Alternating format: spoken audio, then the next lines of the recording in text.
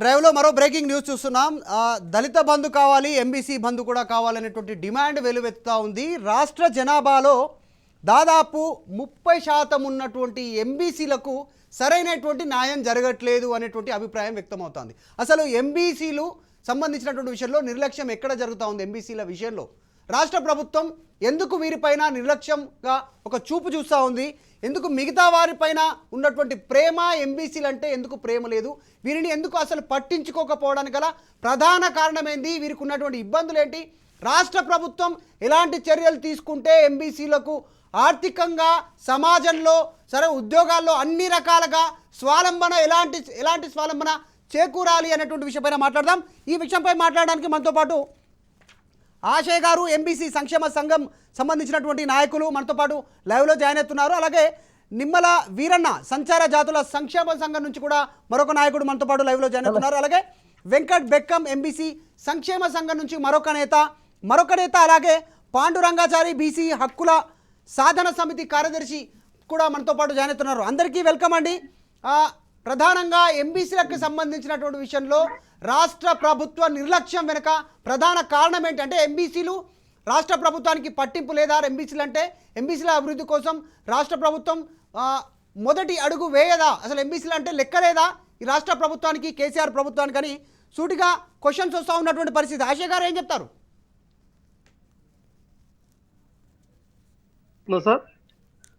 Sir నమస్తే అండి. చెప్పండి సార్, నా పేరు పైల్ల ఆశ్రయ. నేను తెలంగాణ రజక వృత్తిదారుల సంఘం చేతి వృత్తుల సంబంధించిన ఆర్గనైజేషన్ మాది. అయితే ఈరోజు మీరు నిర్వహిస్తున్నటువంటి ఏదైతే టాపిక్ ఎంబీసీలని ఆదుకోవాలనేటువంటిది రాజు న్యూస్ నుంచి నిర్వహిస్తున్నందుకు మేము అభినందన తెలియజేసుకుంటూ, వాస్తవంగా ఈరోజు సమాజం లోపట దళితుల తర్వాత సామాజిక పీడన, ఆర్థిక దోపిడీకి గురవుతున్నటువంటి వర్గాలలో మోస్ట్ బ్యాక్వర్డ్ ఎంబీసీలు మన కళ్ళ ముందు కనపడుతున్నారు.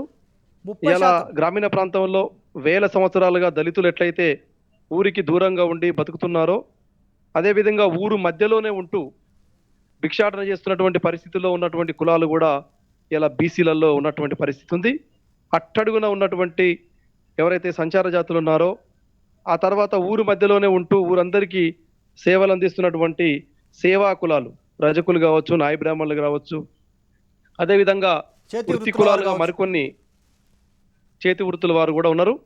విశ్వకర్మలు కావచ్చు, లేదా కుమ్మరి కావచ్చు, అదేవిధంగా బోయ కావచ్చు, ఆరకటిక లాంటి వృత్తి కులాలుగా ఉన్నటువంటి వాళ్ళు కూడా ఊరి మధ్యలోనే ఉంటారు. కానీ వీళ్ళు తరతరాలుగా ఏమవుతుందంటే, జనాభా రీత్యా చాలా తక్కువగా ఉండడం మూలంగా పాలక వర్గాలు, అది ఏ పార్టీ అయినా కావచ్చు, ఓటు బ్యాంకు రాజకీయాల చుట్టూ పథకాలను రూపొందిస్తూ సమాజం లోపల 30% ఉన్నటువంటి ఈ వర్గాలని ఈ 57 ఏళ్ల స్వాతంత్ర కాలంలో విస్మరించారు. కాబట్టి ఇవి కేంద్ర రాష్ట్ర ప్రభుత్వాల నుంచి నిర్లక్ష్యం జరుగుతూనే ఉంది. ఇప్పుడు తెలంగాణలో కూడా, తెలంగాణ ఏర్పడ్డ తర్వాత తెలంగాణ సమగ్ర కృషి ఏదైతే ప్రభుత్వం లెక్కలు తీసిందో, అందులో మన రాష్ట్రంలో సుమారు 104 పైన చిన్న చిన్న ఎంబీసీ జాతులు, ఎంబీసీ కులాల వాళ్ళు ఉన్నటువంటిది మనకు లెక్కలు చెప్తా ఉన్నాయి ప్రభుత్వ పరంగా. కానీ ఈ వర్గాల పట్ల వీళ్ళని అభివృద్ధి చేసే విషయంలో ఇలా రాష్ట్రంలో ఉన్నటువంటి ఎంబీసీ డెవలప్మెంట్ కార్పొరేషన్ కానీ, లేదా కొన్ని ఫెడరేషన్లు కూడా ఉన్నాయి ఎంబీసీలకు. ఇప్పుడు రజక, వడ్డెర, విశ్వకర్మ, వాల్మీకి బోయ, ఉప్పర, సగర ఉప్పర, అదేవిధంగా మేదరి, అదేవిధంగా ఇట్లాంటి కులాలకు ఫెడరేషన్లు ఉన్నాయి. సంచార జాతులు అందరినీ కలిపి 34 కులాలతోటి ఒకటి సంక్షేమ ఎంబీసీ డెవలప్మెంట్ కార్పొరేషన్ కూడా ఏర్పాటు చేశారు.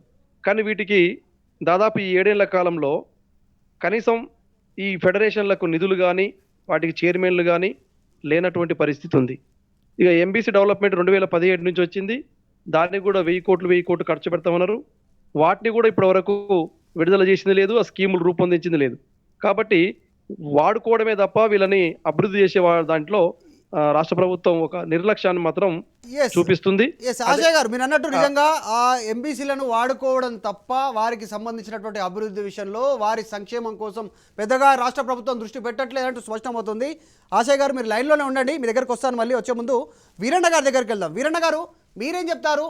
ఎంబీసీకి సంబంధించినటువంటి విషయంలో కేసీఆర్ ఒక మెతక వైఖరి, అంటే కావాలని చూసి చూడనట్టు ఒక రకమైనటువంటి చూపు ఎందుకు వీరికి సంబంధించినటువంటి విషయంలో? కొద్ది మందికేమో నిధులు, పథకాలు అడిగినా అడగకపోయినా కొన్ని వారికి చేకూర్చడం. ఎంబీసీలు అంటే కేసీఆర్కు నిర్లక్ష్యమా, ఎంబీసీల దగ్గర లేకుంటే ఐక్యత లేదా, ఏం చెప్తారు? అందరికీ నమస్తే. మాట్లాడుతున్నటువంటి పెద్దలకు అందరికీ గౌరవనీయులందరూ.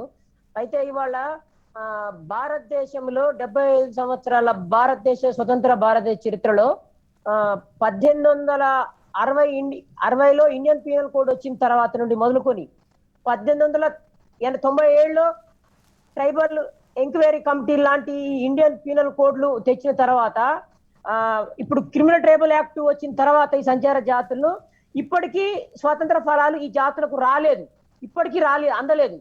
కానీ ఇవాళ ఎంబీసీలు అనే దానికి కూడా చట్టబద్ధత లేదు. ఈ రాష్ట్రంలో కానీ తెలంగాణలో కానీ ఆంధ్రప్రదేశ్ 2 రాష్ట్రాల్లో కానీ ఎంబీసీ అనే దానికి స్పష్టత లేదు. ఎందుకనంటే ఇప్పుడు ఇలాకనే చెప్పిండే ఆశన్న, ఫెడరేషన్ ఉన్న కులాలు ఫెడరేషన్ లేని కులాలుగా ఇప్పుడు ఎంబీసీని చూడాలి మనం. ఎంబీసీ అనేది ఏంటంటే ఫెడరేషన్ ఉన్న కులాలు లేని కులాలు ఏవైతే ఉన్నాయో భారతదేశంలో ఈ 75 సంవత్సరాల తర్వాత కానీ ఫెడరేషన్ లేని కులాలు అవే సంచార జాతుల కులాలు, ఎంబీసీ కులాలు అని చెప్పి ఒక లిస్టు 18లో మనకు ఒకటి జీవో తీసుకురావడం జరిగింది. కానీ అది ఎంబీసీలు సంచార జాతులు 36 కులాలుగా ఇచ్చిండు. అనాథలు 35 సంచార జాతులు, 1 అనాథలు కలిపి 36 కులాలుగా తేవడం జరిగింది. కానీ ఇప్పటి వరకు ఈ జాతులకు బడ్జెట్ లో కేటాయింపులు వచ్చింది కేసీఆర్ ప్రభుత్వం నుంచి సంచార జాతులకు. కానీ మరి ఇప్పటికీ నిధులు రాకపోవడం అనేది బాధాకరం. ఎందుకంటే మేము మమ్మల్ని మనుషులుగా చూస్తలేరు. ఇప్పటికీ ఈ సమాజంలో మనుషులుగా చూడనటువంటి సమాజంలో ఉన్నాము. ఇప్పుడు ఇలాగ ఆశన్న చెప్పింది ఏంటంటే సేవా కులాలు, ఉత్పత్తి కులాలు, ఇక్కడ బెగ్గర్ కులాలు. చూడండి, దళితుల కంటే వాళ్ళ ఊర్ల బయట ఇండ్లు ఉన్నాయి వాళ్ళకు కాబట్టి అన్టచబుల్ గా చూసిరు. వాళ్ళ ఇండ్ల కంటే చెట్ల కింద దూరంగా వాళ్ళన్నా ఊర్లో ఉంటారు. కానీ ఈ సంచార జాతులు అనేటోళ్ళు కులాలు, ఈ 36 కులాలు ఏదో ఎంబీసీ అని చెప్తున్నటువంటి తెలంగాణ ప్రభుత్వం ఎంబీసీలుగా గుర్తించిన కులాలు ఏవైతే ఉన్నాయో ఈ కులాలు దళితుల ఇండ్ల కంటే పక్కన ఊరి బయట ఇంకా చెట్ల కింద ఉంటవి. వీళ్ళు సమాజంలో ఇప్పుడు నేను ఇళ్ళకి ఏం చెప్పినంటే 1897లో క్రిమినల్ ఒక యాక్ట్ తెచ్చిరు. వీళ్ళను ఊర్లోకి రానిచ్చే వాళ్ళు కాదు, బ్రిటిష్ ప్రభుత్వమే. అంటే బ్రిటిష్ వాళ్ళతో కొట్లాడినటువంటి జాతులు ఇవి. బ్రిటిష్ ప్రభుత్వానికి వ్యతిరేకంగా కొట్లాడినటువంటి జాతులు ఇవాళ భారతదేశ స్వతంత్రం వచ్చిన తర్వాత కూడా అనంతాశయం అయ్యంగార్ కమిటీ వచ్చిన తర్వాత కూడా 1949లో అనంతాశయం అయ్యంగార్ కమిటీ వచ్చిన తర్వాత 1952లో రిపోర్ట్ ఇచ్చిండు. అప్పటిదాకా కూడా మమ్మల్ని సమాజంలో భారతదేశంలో గుర్తించలేదు.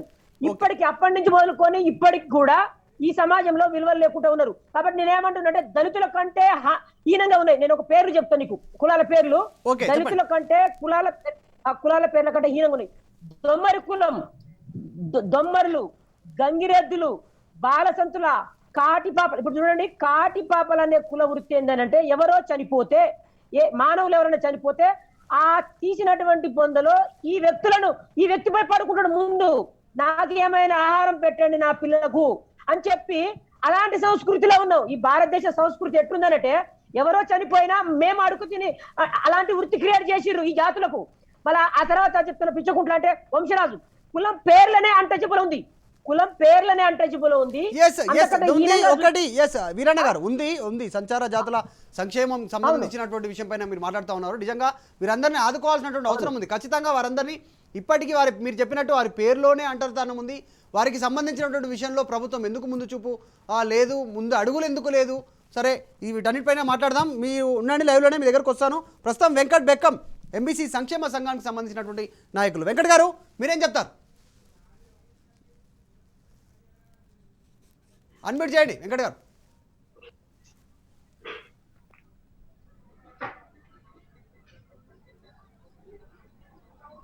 ఎంబీసీల కోసం ఈ రాష్ట్రంలో మొట్టమొదటిగా ఎంబీసీలను గుర్తించినందుకు ప్రభుత్వానికి కృతజ్ఞతలు తెలుపుతున్నాం. కానీ ఈ రాష్ట్రం ఏదైతే ఎంబీసీ కార్పొరేషన్ ఏర్పడ్డదో, ఎంబీసీ కార్పొరేషన్ ఏర్పడడానికి కూడా గత 15 సంవత్సరాలుగా మా పోరాటం ద్వారానే సాధించాము. కానీ ఆ ఎంబీసీ కార్పొరేషన్ కూడా, ఎంబీసీ జాబితా కూడా ఇంకా సంపూర్ణంగా చేయలేదు. తర్వాత వీరికి ముఖ్యంగా వీళ్ళని గుర్తించాల్సింది ఏంటంటే, ఈ ఎంబీసీ జాబితాలో ఉన్న కులాలకు కూడా ఇప్పటి వరకు ఒక ఎమ్మెల్సీ కానీ ఒక నామినేటెడ్ పదవులు ఎలాంటి పదవులు కూడా అనుభవించలేదు. వీరికి రాజకీయంగా, సంక్షేమంగా ఫలాలు అందించినప్పుడే ఈ కులాలు బాగుపడతాయి. కానీ ఇప్పుడు మనం ఈ రాష్ట్ర ప్రభుత్వం విధి విధానాలు చూస్తున్నట్లయితే ఓన్లీ జనాభా అధికంగా ఉన్న కులాలను తప్ప ఇలాంటి చిన్న చిన్న కులాలను పట్టించుకున్న దాఖలాలు లేవు. వీళ్ళనందరినీ అంటే పట్టించుకోవాలి. ప్రస్తుతం చిన్న కులాలు కూడా దళిత బంధు ఏదైతే తెరపైకి తీసుకొచ్చిందో ఆర్థిక చేయూతనిస్తాం దళితులందరికీ అనేటువంటిది సీఎం కేసీఆర్ హుజురాబాద్ ఎన్నికల విషయం కాబట్టి ఆయన ఈ విషయాన్ని ముందుకు తీసుకొచ్చినటువంటి పరిస్థితి రాష్ట్ర ప్రజలందరూ గమనిస్తూనే ఉన్నారు. సరే ఓకే, నిజంగా సరే రాష్ట్ర వ్యాప్త ప్రజలందరి గురించి ఎన్నుకున్నారు, ఆయన రాష్ట్ర అభివృద్ధి కోసం ఎంచుకున్నారు. కేవలం ఒక వర్గానికో ఒక నియోజకవర్గానికో ఆయన ఎన్నుకోలేదు. ముఖ్యమంత్రిగా ఆయన పార్టీని ఆశీర్వదించి ప్రజలందరూ ఓట్లేసి ముఖ్యమంత్రి సీటు సీఎం కేసీఆర్కి ఇచ్చినటువంటి పరిస్థితి. అది ప్రజలందరూ హక్కు, డిమాండ్. ఆయనకు ఏదైనా సరే ఆయన ప్రజల ప్రాబ్లమ్స్ గురించి అడగడానికి ప్రజలందరికీ హక్కు ఉంది. మరి మీకు నమ్మకం ఉందా ఎంబీసీలకు సంబంధించినటువంటి విషయంలో కేసీఆర్ కూడా అంటే అయితే దళిత బంధు ఇచ్చారో ఎంబీసీ బంధు కూడా అయితే బీసీల బంధు అనేటువంటి ఆల్రెడీ డిమాండ్ వస్తున్నటువంటి ఇబ్బందులు అట్లా ఇస్తే బాగుంటుంది అనేటువంటి ఆలోచన ఏమన్నా అట్లా మీరు ఏమైనా డిమాండ్ చేయబోతున్నారా? ఎంబీసీలకు బంద్ ఇవ్వాలని మేము మొదటగా ఆల్రెడీ ప్రెస్ ప్రోగ్రామ్ లో చెప్పాము. ఎంబీసీ బంద్ తీసుకురావాలని కూడా మనం దాని మీద కార్యక్రమం తీసుకుంటున్నాము. ఖచ్చితంగా ఎంబీసీ బంద్ తీసుకురావాలి. ప్రతి కులానికి కూడా ఈ ఎంబీసీ బంద్తో పాటు ప్రతి కులానికి కూడా కొంత సపరేట్ ప్యాకేజీలు పెట్టి చేసినప్పుడే మా కులాలు బాగుపడతాయి. బీసీల పేరు మీద ఒక 5 నుంచి 10 కులాలు మాత్రమే బాగుపడుతున్నాయి. ఆ 10 కులాలను కాకుండా మిగతా చిన్న చిన్న కులాలన్నింటికి కూడా 136 కులాల్లో 10 కులాలే అంటే దాదాపుగా 115-20 కులాలు ఎలాంటి అభివృద్ధి నొచ్చుకోలేదు ఈ రాష్ట్ర ప్రభుత్వం వచ్చిన తర్వాత. పేరుకు మాత్రమే ముఖ్యమంత్రి గారు పేరుకు మాత్రమే లెక్కలు చెప్తున్నారు. ఎంబీసీ కార్పొరేషన్ నిధులు 3,000 కోట్లు ప్రకటించినా దాంట్లో 50 కోట్లు మాత్రం కూడా ఈ వర్గాలకు ఖర్చు పెట్టలేదు. వారి జీతభత్యాలకు తప్ప ఈ వర్గాలకు అందలే. అది ప్రతి ఒక్క జాతికి బీసీలు ఉన్నటువంటి చిన్న కులాలకు అత్యంత వెనుకబడిన కులాలన్నిటికీ అందే విధంగా ప్రత్యేక పథకం తీసుకురావాలి. దాంతో పాటు ఈ ఫెడరేషన్ కులాలు ఏదైతే ఉన్నాయో ఆ ఫెడరేషన్ కులాలకు ఇప్పటి వరకు 7 సంవత్సరాల కాలంలో సింగిల్ ఎంపీ కూడా ప్రకటించలేదు. నిజంగా మీరు అన్నట్టు 3,000 కోట్ల నిధులు కేటాయించి అందులో నుంచి కేవలం 50 కోట్లు మాత్రమే రిలీజ్ చేసినటువంటి పరిస్థితి. అది కూడా ఎవరికి ఖర్చు పెట్టారు, ఎక్కడ ఖర్చు పెట్టారు, ఎలా ఖర్చు పెట్టారు అనేటువంటిది లెక్క కూడా చెప్పాల్సినటువంటి అవసరం ఉంది. 3,000 కోట్లు ఎక్కడ, 50 కోట్లు ఎక్కడ? ఇంతమందికి దాదాపు రాష్ట్ర జనాభాలో 30% ఉన్నటువంటి ఎంపీల విషయంలో సీఎం కేసీఆర్ అవలంబిస్తున్నటువంటి తీరు పైన, ఎందుకంటే ముఖ్యమంత్రి సీట్లో కూర్చున్నాడు ఆయన కాబట్టి ఆయననే టార్గెట్ చేయాల్సినటువంటి అవసరం ఉంది. ప్రజల అంశాలపైన ఖచ్చితంగా మేము టార్గెట్ చేస్తాం. సరే మీరు లైన్లోనే ఉండండి, పాండురంగాచారి దగ్గరికి వెళ్దాం. బీసీ హక్కుల సాధన సమితి కార్యదర్శి కూడా మనతో పాటు లైవ్లో ఉన్నారు. చాలాసేపటి పాండురంగాచారి గారు, కేసీఆర్ పైన నమ్మకం ఉందా? ఎంబీసీలకు సంబంధించి 3,000 కోట్లు రిలీజ్ చేసి 3,000 కోట్లు దీనికి కేటాయించి కేవలం 50 కోట్లే విడుదల చేసినటువంటి పరిస్థితి. 3,000 ఎక్కడ, 50 ఎక్కడ అంటే మీరు వ్యత్యాసానికి సంబంధించి ఏం చెప్తారు? సార్, ముందుగా ఈ సమావేశంలో పాల్గొంటున్న ప్రతి ఒక్కరికి, అదేవిధంగా రాజు న్యూస్ వారికి చాలా ధన్యవాదాలు తెలియజేస్తా ఉన్నాను మీ అందరికీ. వాస్తవానికి ఒకటి ఆప్షన్ చెప్పగలుగుతున్నాను, ఏంటంటే దళిత బంధు అని పెట్టిండు. దళిత బంధు పెట్టి 10 లక్షల రూపాయలు ఇస్తున్నానని చెప్పాడు. అసలు ముఖ్యమంత్రి 3 ఎకరాల భూమి ఇస్తున్నాడు. 30 లక్షల ఎకరం పెట్టుకున్నా 90 లక్షల రూపాయలు ఇవ్వాలి. 10 లక్షలు ఇస్తాడు. అదే దళిత బంధు కాదు, అది ఎలక్షన్ల బంధు అని పెట్టుకోవాలి మనం అందరం. ఒప్పుకున్నారు పాండురంగాచారి గారు. మాదేమన్నా సన్నాసుల పార్టీ, రాజకీయ పార్టీ, మేము పెట్టుకుంది కూడా ఎలక్షన్లో మాకు కూడా లబ్ధి కావాలనే పెట్టుకున్నాం అనేటువంటిది టీఆర్ఎస్ భవన్ వేదికగా డైరెక్ట్గా సీఎం కేసీఆర్ స్వయంగా మాట్లాడినటువంటి పరిస్థితి. ఆయన ఒప్పుకుంటున్నాడు, రాజకీయం ఖచ్చితంగా రాజకీయం చేయనికనే ఈ పథకం తీసుకొచ్చినామని చాలా స్పష్టంగా చెప్పిండు. అవునవును. అయితే నేనేమంటున్నా అంటే ఎంబీసీలు ముఖ్యంగా మంత్రులతోటి వాస్తవానికి ఇప్పుడున్న ఈటెల రాజేందర్ కానీ, మసూంచారి కానీ అందరి మంత్రులతోటి సిఫార్సు తయారు చేశారు. అంటే ఎంబీసీలకు పెద్దపీట వేస్తా అని చెప్పి ముఖ్యమంత్రి స్వయంగా చెప్పడం జరిగింది. పెద్దపీట కానీ చిన్నపీట కూడా లేదు ఈ ఎంబీసీల సమస్య మీద. ఎందుకంటే ఎంబీసీలు అంటే దళితుల కంటే, ఎస్సీ ఎస్టీల కంటే అధ్వానంగా జీవిస్తా ఉన్నారు. ఎందుకంటే వీళ్ళు ఒక తాడ ఉండరు. వీళ్ళు సంచార జాతులు, అంటే ఎక్కడ పడితే అక్కడ పోతారు. బాలసంతు వాళ్ళు కానీ, గంగిరెద్దులు కానీ, సంబంధించిన జోగి కానీ, తాటిపాములు కానీ, అంతా ఈ జాతి సంబంధించిన వాళ్ళు అసలు వీళ్ళని ఎస్సీ ఎస్టీ కంటే బీసీ కంటే అధ్వానంగా ఉంది ఈ జాతి ఆసానికి. వాళ్ళు ఉన్నారా లేరని కూడా తెలియదు ప్రభుత్వానికి. మొన్న ఒక 2015-16లో ఎంబీసీ అని పెట్టి మోస్ట్ బ్యాక్వర్డ్ అని పెట్టి దాన్ని ఒక కుర్చీ లేదు, టేబుల్ లేదు, మన లేదు, మశానం లేదు వాస్తవానికి. దాని మీద సమగ్రమైన సంక్షేమం కోసం అభివృద్ధి చేసే పథకాలు లేవు. Yes, ఏమైనా అంటే పేరు అవేర్నెస్ చెప్పుకొని- రావాలి కదా పాండురంగాచారి గారు, అవేర్నెస్ రావాలి కదా. సీఎం కేసీఆర్ చెప్తున్నాడు, మోసం చేస్తుండు, మాటల రూపంలో చెప్తుండు, మర్చిపోతున్నారు పబ్లిక్. మరి అంత స్పష్టంగా చెప్తుండు ఆయన్నే, మాది సన్నాసుల పార్టీ కాదు, రాజకీయ పార్టీ, అందుకే మేము ఈ ఎలక్షన్ టైంలో ఈ పథకం తెచ్చినాం అనేటువంటిది. మరి ఎంబీసీలకు ఇచ్చినటువంటి 3,000 కోట్లు ఇచ్చి 50 కోట్లు రిలీజ్ చేస్తే ఎంబీసీలలో చైతన్యం రావాలి కదా. ఓటేసేటప్పుడు ఎంబీసీ ఆలోచించాలి కదా, మా సంక్షేమం కోసం ఎవరు చేస్తారనేటువంటి ఆలోచించి ఓటేసి కేసీఆర్ను ముఖ్యమంత్రి చేస్తే, మరి అదే ముఖ్యమంత్రి ఈరోజు పట్టించుకోకపోతే ఎంబీసీలను క్వశ్చన్ చేయాలి కదా, అడగాలి కదా, హక్కు ఉంది కదా. ఆ విషయంలో మీరందరూ ఎందుకు ఏకంగా లేకపోతున్నారు? మేమందరం వాస్తవానికి మొన్న యాదగిరిగుట్టలో ఆల్రెడీ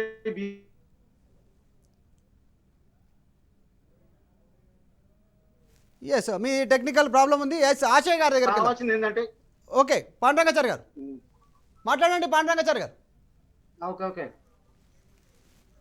నేను ఏమంటున్నానంటే ఎంపీసీలను కంపల్సరీ కాపాడుకోవాల్సిన బాధ్యత, ఓట్లు వేసుకున్న తర్వాత 3,000 కోట్లు కేటాయించిన తర్వాత ఖర్చు ఎందుకు పెట్టమని మాట్లాడుతా ఉన్నాను. నువ్వు ఉండేది ప్రభుత్వము ప్రజల కోసం ఉన్నావా, లేకపోతే కార్పొరేట్ శక్తులకు ఉన్నావా, లేకపోతే ఎలక్షన్ల కోసం ఉన్నావా? ప్రజలు ఇలా వాస్తవానికి మార్పులు ఎట్లా తీసుకొస్తున్నారంటే, ఈ రాష్ట్రంలో చదువు లేక చాలా వెనుకబడి ఉండడం వల్ల రోజు ఎలక్షన్లు జరిపితే బాగుండని ఒక పద్ధతి తీసుకొస్తా ఉంది ఇవాళ రాష్ట్రంలో. కానీ చాలా దుర్మార్గమైన వ్యవస్థ ఇది. ఈ ఎంబీసీలను కాపాడుకున్న బాధ్యత వాస్తవానికి ఇంత గౌరవం ఇవాళ వాస్తవానికి స్వాతంత్రం వచ్చిన రాదు కూడా వాళ్ళకి తెలియపడుతుంది. ఇలా మొన్న మేము ఇల్లందు పోయినాం, అక్కడ గ్రామాల్లో పోతే కంప్లీట్ గా అసలు ఎలక్షన్లు ఏంటి అని అంటున్నారు వాస్తవానికి. అంటే ఎంబీసీలు కాపాడుకోలేని పరిస్థితి ఈ దేశంలో, ఈ రాష్ట్రంలో ఉందంటే అదే చాలా దుర్మార్గం ఇది. పాండురంగాచారి గారు, నిజంగా అదే ప్రతి ఒక్కరికి సార్, హక్కు ఉందండి, ప్రతి ఎంబీసీకి హక్కు ఉంది రాష్ట్ర ప్రభుత్వాన్ని క్వశ్చన్ చేయడానికి, మళ్ళీ ఒకసారి గద్దించి అడగడానికి. ఎందుకంటే మీరు ఓట్లు వేస్తేనే వాళ్ళు గద్దె పైన కూర్చున్నటువంటి పరిస్థితి. సో మీరు గద్దించి అడిగేటువంటి హక్కు కూడా మీకుంది, దాంట్లో ఏం డౌట్ లేదు. ఆశయ్ గారు, ఇక అడగకపోతే అమ్మాయినా అన్నం పెట్టడానికి సామెత, పాత సామెత చిన్నప్పటి నుంచి వింటుందే, తరతరాలుగా వస్తుంది. దీనికి సంబంధించి మీరు అడగకపోతే, డిమాండ్ చేయకపోతే రాష్ట్ర ప్రభుత్వం పట్టించుకునేటువంటి స్టేజ్లో ఉందా? ఎంబీసీలకు సంబంధించినటువంటి అంశం పైన ఆర్థికంగా కావచ్చు, మిత్రులు ఇందాక మాట్లాడినట్టు చాలామంది అభిప్రాయం చెప్పినట్టు వివిధ నాయకులు రాజకీయంగా సాధికారత విషయంలో కావచ్చు, వారికి ఆర్థిక, రాజకీయ, సామాజిక అన్ని కోణాల్లో వారికి చేయూత లభించకపోతే అత్యంత దారుణమైనటువంటి సిచ్యువేషన్లో ఉన్నారు. ఇందాక ఇప్పుడు పేరుకే ఎంబీసీలు కానీ అంటరాని కులంలో అనేక మంది ఎంబీసీలకు సంబంధించినటువంటి లిస్ట్ ఉందని పేర్లు కూడా చెప్పినటువంటి పరిస్థితి. వెంకట్ గారు, అవునండి, వాస్తవే. ఇప్పుడు మన పెద్దలు చాలా మంది మాట్లాడినట్టు వాస్తవంగా అయితే రాజకీయంగా చూసినప్పుడు వార్డు మెంబర్ లేరండి ఈ కులాల నుంచి. దాదాపు 50-60 కులాల వాళ్ళు వార్డు మెంబరు, అంటే గ్రామ పంచాయతీ మెట్లెక్కనటువంటి కులాలు కూడా సంచార జాతులలో ఒక 60 కులాలు ఇప్పటికీ వార్డు మెంబర్గా కాలేదు. ఎంబీసీలు అని చెప్తున్నటువంటి కులాలు కనీసం సర్పంచులు కాని కులాలు చాలా ఉన్నాయి. దాదాపు 100 కులాల పైన సర్పంచ్ కాని కులాలు ఉన్నాయి. జెడ్పీటీసీ, ఎంపీపీ కాని కులాలు కొన్ని సంవత్సరాల నుంచి లేనటువంటి పరిస్థితి ఉంది. ఇక అసెంబ్లీ, పార్లమెంట్ ఎప్పుడు ఎక్కుతారు వీళ్ళు? నువ్వు గ్రామ పంచాయతీకే పోవడానికి అవకాశం ఇవ్వనటువంటి పరిస్థితిలో ఇలా తెలంగాణ లోపల రాజకీయంగా తీవ్రమైనటువంటి అంటరానితనం ఈ ఎంబీసీల మీద సాగుతుంది. ఎందుకోసం అంటే మేము గతంలో కూడా పంచాయతీ రాజ్ ఎన్నికలప్పుడు, మండలం ఎన్నికలప్పుడు మేము డిమాండ్ చేసినాం. ఎస్, ఇప్పుడు ప్రధానంగా వస్తున్నటువంటి డిమాండ్ ఆశయ్ గారు, ఇప్పుడు ఆర్థిక సహాయం మాకు కూడా చేయూతనివ్వాలి, ఆర్థికంగా సహాయం అందించాలి అనేటువంటిది ఎక్కువ డిమాండ్ వినిపిస్తుంది. మేము రాజు వివిధ కార్యక్రమాలు చేపట్టినప్పుడు కాలర్స్ని తీసుకున్నాం. రాష్ట్ర వ్యాప్తంగా అన్ని ప్రాంతాల నుంచి ప్రజలంతా కాల్ చేసి వాళ్ళు చెప్తుంది ఏంటంటే, ఎంబీసీలకు కావచ్చు, బీసీల విషయంలో కావచ్చు, ఇంకా ఇతరత్ర సంబంధించినటువంటి విషయాల్లో మాకు కూడా ఆర్థిక చేయూత కావాలి, మేమేం పాపం చేసినాం, మేము ఓటేలేదా కేసీఆర్ మీకు అనేటువంటి వాళ్ళు డైరెక్ట్గా క్వశ్చన్ చేస్తూ ఉన్నారు కాల్ చేసి. సో ఆర్థిక చేయూత కోరుకుంటున్నా మీరు? అవునండి, ఇప్పుడు వీళ్ళకు ఖచ్చితంగా దళిత బంధు లాంటిది ఉండాల్సిన అవసరం ఉందని చెప్పి మేము గట్టిగా డిమాండ్ చేస్తున్నాం. ఎందుకోసం అంటే 2018 ఎన్నికలప్పుడు ఆన్లైన్ ద్వారా దరఖాస్తులు చేసుకోమని మొత్తం ఎంబీసీ కార్పొరేషన్ కానీ, వివిధ ఫెడరేషన్ కానీ ప్రభుత్వం ఒక జీవో ఇచ్చింది. 5,70,000 మంది అప్లై చేశారు. ఇప్పటి వరకు అందులో 5,70,000 మందిలో కనీసం 1,00,000 మందికి కూడా దాటలేదు రుణాలు. అంటే ప్రధానంగా ఏంటంటే బీసీలు అంటేనే కుల వృత్తులు, సంచార జాతులు. కాబట్టి వీళ్ళని ఆదుకోవడానికి ఆర్థికంగా డిమాండే ప్రధానమైన డిమాండ్. కానీ వీళ్ళు 5,70,000 మందికి ఇప్పటి వరకు రుణం ఇచ్చేటువంటిది ఇంతవరకు వాళ్ళ టార్గెట్ పూర్తి కాలేదు. కాబట్టి ఖచ్చితంగా ఆర్థికంగా ఆదుకోవడానికి దళిత బంధులాగా ఉండాల్సిన అవసరం ఉంది. గ్రామీణ ప్రాంతంలో వీళ్ళ బాధలు చాలా చాలా పెద్ద ఎత్తున ఉన్నాయి. కాబట్టి వెంటనే దళిత బంధు లాంటి బంధుని ఇలా వృత్తిదారుల, లేదంటే కుల వృత్తుల బంధు పెడతారా, లేకపోతే ఎంబీసీ బంధు పెడతారా, సంచార జాతుల బంధు పెడతారా? వెంటనే కనీసం ప్రభుత్వం ఈ వర్గాల సంఘాలతోటి కూడా పిలిచి ఒక చర్చ చేయాలని చెప్పి కూడా మేము డిమాండ్ చేస్తున్నాం. ఎస్ దాంతో పాటు ఇంకొక విషయం ఏంటంటే మీరు చర్చ రాజేష్ చేయాలని కుమార్ మీరు అని డిమాండ్ చెప్పేది- చేస్తారు. ఆల్రెడీ చెప్పిండు 3,000 కోట్లు ఇచ్చి 50 కోట్లు ఇచ్చినటువంటి పరిస్థితి. 3,000 కోట్లు చెప్పి అవునవును, నువ్వు వాస్తవమే. ఇంకా ఇంతకుముందు చర్చించాలి చెప్పినట్టు అనేటువంటి 3,000 చర్చలు కోట్లు ఇస్తే- సఫలమవుతాయా ఇంకా టైం లేదు. ఆల్రెడీ 3 సంవత్సరాలు 3 సంవత్సరాలు కంప్లీట్ అవుతున్నటువంటి పరిస్థితి. ఇక కేసీఆర్కి సంబంధించిన మాటలు ఎట్లుంటాయో మనందరికి తెలిసిందే. సరే మీ దగ్గరకు వస్తాను. వీరన్న గారు మీరేం చెప్తారు? ఒక్క మాట ఎంబీసీ అండి, బంద్ కావాలి. ఒక్క మాట Yes, సార్, చెప్పండి. ఒక్క మాట. ఎస్ ఏమిటంటే అసలు ఇప్పుడు మనం ఎంబీసీ అనే పదం మనం వాడుతున్నాం కాబట్టి కేంద్రం కూడా ఎంబీసీల కోసం రోహిణి కమిషన్ ఏర్పాటు చేశారు. కానీ ఇంతవరకు ఆ కమిటీని కూడా దానికి సంబంధించి కూడా మాట్లాడదాం. ఆశా గారు మీరు లైన్ లోనే ఉండండి. ఆశన్న గారు ఒక నిమిషం ఉండండి. వీరన్న దగ్గరికి వెళ్దాం. వీరన్న గారు, రాష్ట్ర ప్రభుత్వానికి సంబంధించినటువంటి విషయంలో రాష్ట్ర ప్రభుత్వం చేస్తున్నటువంటి చర్యలకు సంబంధించి ఎట్లా దళిత బంధులాగా ఎంబీసీ బంద్ కావాల్సిందేనా? అయితే ఇప్పుడు ఈ జాతుల సమస్య ఒక రాష్ట్ర ప్రభుత్వాలు చేస్తే అయ్యేది కాదు. ఇప్పుడు జాతీయ లెవెల్లో ఇప్పుడు ఈ జాతులు ఆశన చెప్పిన దాన్ని కొనసాగింపుగా రాష్ట్ర ప్రభుత్వం చెప్పినటువంటి విషయాలపైన ఒకవేళ మనం వెళ్తే రాష్ట్ర ప్రభుత్వానికి సంబంధించిన విషయం అంటే మీరంతా ఒక తాటిపైకి వస్తే రాష్ట్ర ప్రభుత్వం వింటుందేమో అనేటువంటి చెప్తా ఒక్క నిమిషం వినండి. ఒక్క సెకండ్ నా మాట వినాలే. ఇవాళ బ్రిటిష్ ప్రభుత్వమే ఈ జాతులను అంచివేసింది అంటున్నా నేను. ఎగ్జాక్ట్లీ మీరు చెప్పారు, స్టార్టింగ్ లో చెప్పారు. నేను ఏమంటున్నాను, ప్రస్తుతం ఆర్థిక చేయుత కావాలా అనేటువంటి వస్తున్నటువంటి డిమాండ్ పైన రాజ్ న్యూస్ చేపట్టినటువంటి అనేక కార్యక్రమాల్లో వస్తున్నటువంటి ప్రధాన డిమాండ్ ఆర్థిక చేయుత కావాలి, బీసీ బంద్ కావాలి అనేటువంటి డిమాండ్ వస్తున్నటువంటి పరిస్థితి. ఎట్లయితే దళిత బంధు ఇస్తున్నారో వారికి ఇస్తూ ఇవి కూడా తీసుకురండి మాకు అనేటువంటి జనాభాలో 30% ఉన్నటువంటి మమ్మల్ని ఎందుకు పట్టించుకోవట్లేదు కేసీఆర్ అనేటువంటిది. మీరంతా నాయకులుగా ఎట్లయితే ఎదిగారో నాయకులుగా ఎదగడానికి ఏదైతే ప్రజలు ఒక నిమిషం వినండి. మేము ఏదైతే నాయకులని ప్రజలు ఏ రకంగా ఎన్నుకొని వారికి నాయకత్వం ఛాన్స్ ఇచ్చామో నెక్స్ట్ ఆ నాయకత్వం లేకుండా చేస్తామంటున్నారు ప్రజలంతా. సరే ఇప్పుడు నాయకత్వ నిర్మాణము ఎవరెవరిని ఆపేదానికి ఎవరికి శక్తి లేదు. కానీ ఇవాళ 2006లో బాలకృష్ణ రెడ్డి రిపోర్ట్ ఉంది కేంద్రంలో. 2006లో బాలకృష్ణ రెడ్డి రిపోర్ట్ ఏం చెప్పిందంటే సంచార జాతులను వీళ్ళు బీసీలతోని ఎస్సీలతోని ఎస్టీలతోని పోటీ పడలేకపోతారు, వీళ్ళను డిఎన్టీలుగా డినోటిఫైడ్ ట్రైబల్ నోమాడిక్స్ ట్రైబల్ గా గుర్తింపు లేని రిజర్వేషన్ ఇవ్వాలని కేంద్రం ముందు పెడితే ఇవాళ మోడీ గారు బీసీ అని చెప్తున్నటువంటి మోడీ గారు ఇవాళ ఆ బిల్లును పార్లమెంట్ లో పెడతలేడు. ఒక్క నిమిషం ఆ బిల్లును పార్లమెంట్ లో పెట్టకపోగా బాలకృష్ణ రెడ్డికి రిపోర్ట్ ఉంది మాకు. 2006లో పెడితే 2008లో బాలకృష్ణ రిపోర్ట్ స్పష్టంగా చెప్తా ఉన్నాయి. సంచార జాతరకు కేసీఆర్ చెప్పింది సరే ఓకే. మనం రాష్ట్రం ఒకటి వీరయ్య గారు ఒక నిమిషము వీరన్న గారు రాష్ట్ర ఇష్యూకి సంబంధించినట్టు మాట్లాడుతూ ఒక కేసీఆర్ చెప్పింది చేసిండా ఇక్కడ? కేసీఆర్ చెప్పింది నేను చెప్పే వినండి. ఈ జాతి సమస్య బ్రిటిష్ ప్రభుత్వం నుంచి ఎస్ అండి మీరు చెప్పారు, అది ఓకే, అది చాలా పెద్ద సబ్జెక్టు. ఓకే, దాంట్లోకి వెళ్దాం ఖచ్చితంగా. మీరు అన్న దాంట్లో మీరు చెప్పినటువంటి పేర్లలో కొన్ని పేర్లు తీసుకున్నారు. ఎస్ వీరయ్య గారు ఒక నిమిషం వినాలి చర్చ ఒక నిమిషం వినండి. మీరు చెప్పినటువంటి దాంట్లో నిజంగా ఒకటి వీరయ్య గారు సంచార జాతుల పేరిట జరుగుతున్నటువంటి వారికి వారికి అందకపోతున్నటువంటి అభివృద్ధి పైన మీరు అందరూ అడిగారు. ఇప్పటికీ కూడా నిమ్న కులాల కంటే హీనంగా వాళ్ళు చూడబడుతున్నారు. ఊరికి చివరిలోనే ఉంటున్నటువంటి పరిస్థితి. మీరు ఇందాక అన్నారు భారతదేశంలో మొదటిసారిగా సంచార జాతులను తెలంగాణలో గుర్తించింది కేసీఆర్, బీజేపీ ఏం గుర్తించలేదు. 3,000 కోట్లు ఇస్తే 3,000 కోట్లు ఇస్తే ఆ 3,000 కోట్ల విషయంలో నిధులు ఎందుకు విడుదల కాలేదు అనేటువంటి విషయం పైన ప్రజలు అడుగుతున్నారు కదా, దానికి ఏం సమాధానం చెప్తారు మీరు? తప్పు ప్రజలు 3,000 కోట్లు విడుదల చేస్తే దానికి ఎంత ఖర్చు పెట్టారు అనేటువంటి విషయం పైన మీరు చెప్పలేరా? ఒక్క నిమిషం మీరు వినండి, ఫస్ట్ వినండి, మా వాయిస్ మా బయటికి రానియండి. కేసీఆర్ మీకు ఆర్థిక చేయూత కావాలనేటువంటి ఎంబీసీల బాగు కోసం ఆర్థిక చేయూత కావాలనేటువంటి ఆలోచన ఉందా? దానికోసమే చెప్పేది, మీరు వింటలేరు. నేను వింటున్నా. మీరు సబ్జెక్ట్ అంతా డివైడ్ చేసేటో తీసుకెళ్లేటువంటి ప్రయత్నం చేయొద్దు. మీకు ఎంబీసీల బాగు కావాలనే ఆలోచన ఉందా లేదా? మోడీ ప్రభుత్వం కూడా సంచార జాతుల అభివృద్ధి మండలి వేసింది, చైర్మన్ పెట్టింది, పాలక మండలి పెట్టింది, నిధులు లేవు. రాష్ట్రం గురించి మాట్లాడుతున్నాము, కేంద్రం గురించి మాట్లాడదాం. వీరన్న గారు మీరు ఎంబీసీలు బాగుపడాలనేటువంటి ఆలోచన ఉందా లేదా? మీరు సంచార జాతుల సంక్షేమ సంఘానికి సంబంధించిన నాయకులుగా కొనసాగుతున్నారు. వారి గొంతుక ఈ రాష్ట్రంలో వినిపిస్తారా? కేసీఆర్ కి భజన చేస్తారా? మీరు ఎంబీసీల గొంతుగా వినిపిస్తారా? కేసీఆర్ కి భజన చేస్తారా? రోహిణి కమిషన్ ఒకటి వీరన్న గారు, మీరు కేసీఆర్ కి భజన చేయడానికి డిబేట్ లోకి వచ్చారా?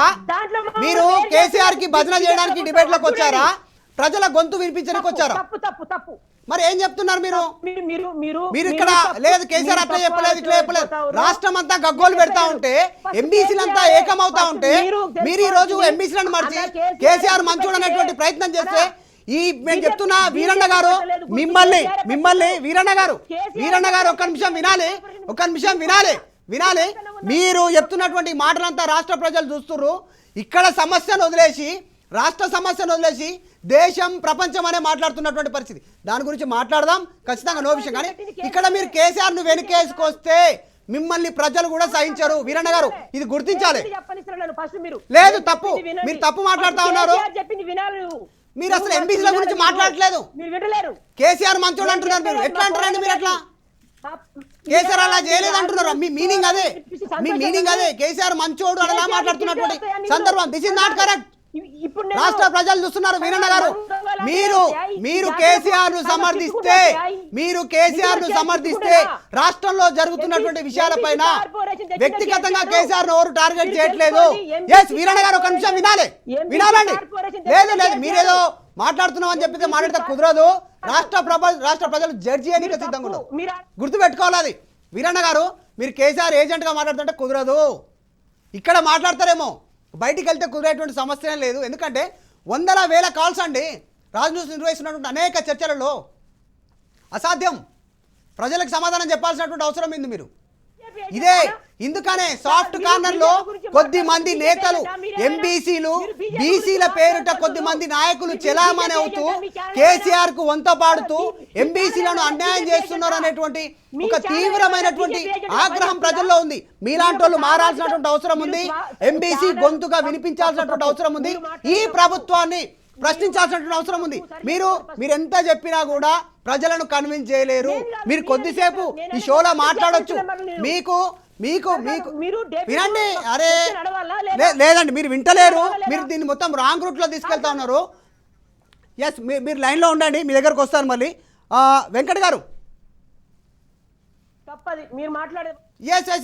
వెంకట్ గారు, మీరేం చెప్తారు? ఇదంతా కేసీఆర్ ను వెనకేసుకురావడానికి ఎంబీసీ నేతలు ఉన్నారా అనేటువంటి అభిప్రాయం పోయేటువంటి అవకాశం ఉందండి. ఈ డిబేట్ తీసుకున్నది ఎందుకు?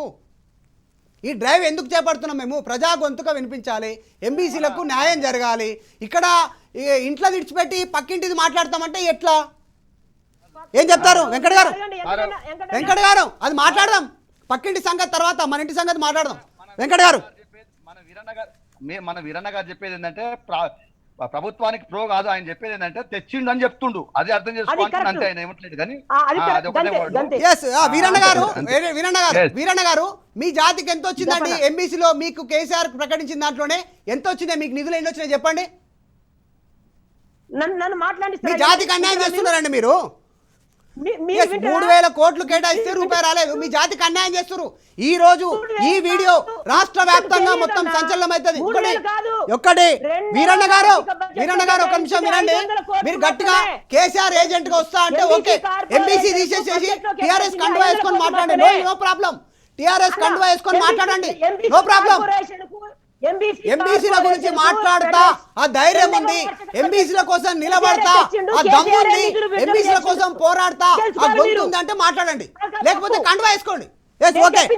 మీరు కేసీఆర్ సంబంధించినటువంటి మాట్లాడుతున్నారు. కేసీఆర్ కు ఎంత అనుకూలంగా ఆయన ఎంత భుజాల మీద ఎత్తుకొని మోస్తున్న పరిస్థితి కనిపిస్తా ఉంది. ఓకే, వెళ్దాం.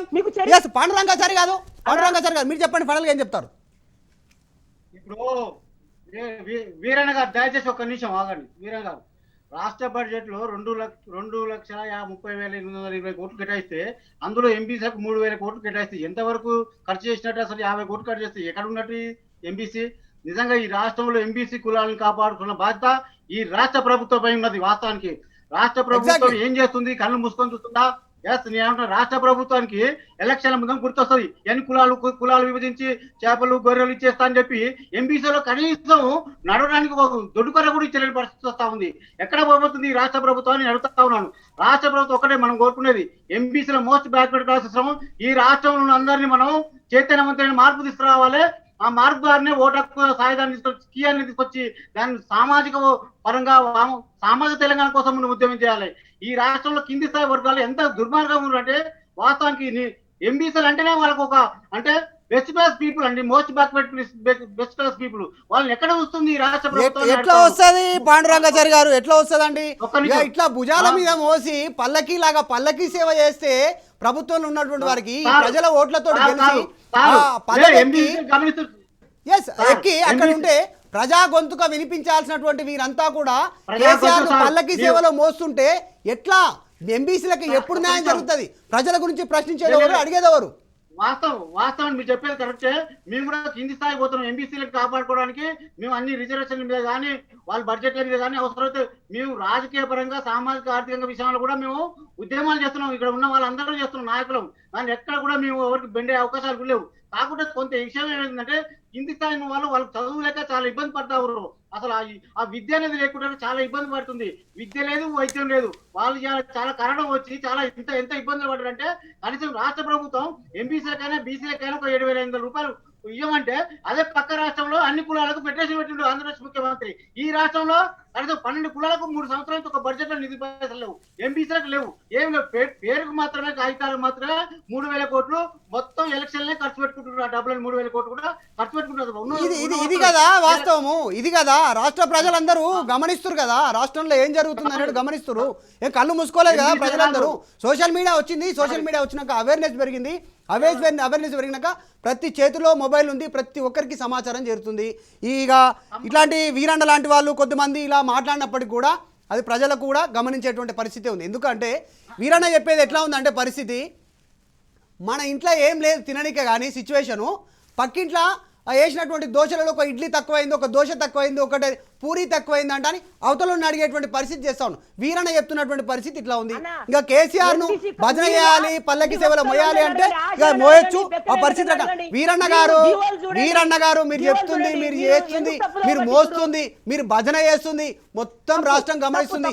గమనించాలి, ప్రజల పక్షాన ఉండండి, ప్రజల పక్షాన ఉండండి. నో అండి, లేదు మీరు తప్పు మాట్లాడుతున్నారు. ఇప్పుడు ప్యానెల్లో ఉన్నటువంటి వారే మాట్లాడుతున్నారు, మీరు మాట్లాడుతుంది తప్పు అని. ఇక రాష్ట్ర ప్రజలు ఎట్లా ఉంటుందో సిచ్యువేషన్ చూద్దాం. ఈ వీడియో చూస్తారండి, రాష్ట్ర ప్రజలందరూ చూస్తారు. ఓకే, ఇది సిచ్యువేషన్. మొత్తానికి దళిత బంధు ఏ రకంగా అయితే ఉందో దళిత బంధు అదే రకంగానే ఎంబీసీ బంధు రావాలనేటువంటి డిమాండ్ ఉంది. అంటే ఎంబీసీ బంధు ఇలాగా రావాలా పథకం రూపంలో, లేదంటే ఆర్థిక చేయుతనివ్వాలా. ఎంబీసీలు అంటే ఎందుకు ఈ రాష్ట్రానికి గిట్టదు, ఎంబీసీల విషయంలో ఎందుకు చిన్న చూపు, యూనిటీ లేదా, లేకుంటే ఇలా కొద్దిమంది అక్కడ నాయకులుగా చలామణవుతూ టీఆర్ఎస్ కండువా లేకుండానే టీఆర్ఎస్ నాయకులుగా చలామణవుతూ బీసీల గొంతుకొస్తా ఉన్నారా, ఎంబీసీలను ముంచుతున్నారా అనేటువంటి ఒక అనుమానం రాష్ట్ర ప్రజలకైతే ఉంది. మనం అనేక చర్చలు చేపట్టడం జరిగింది రాజు న్యూస్. అందులో అనేక కాల్స్లో మనము యూట్యూబ్లో కూడా ఉంటాయి, మీరు విజువల్స్ ఆ వీడియోస్ చూడొచ్చు.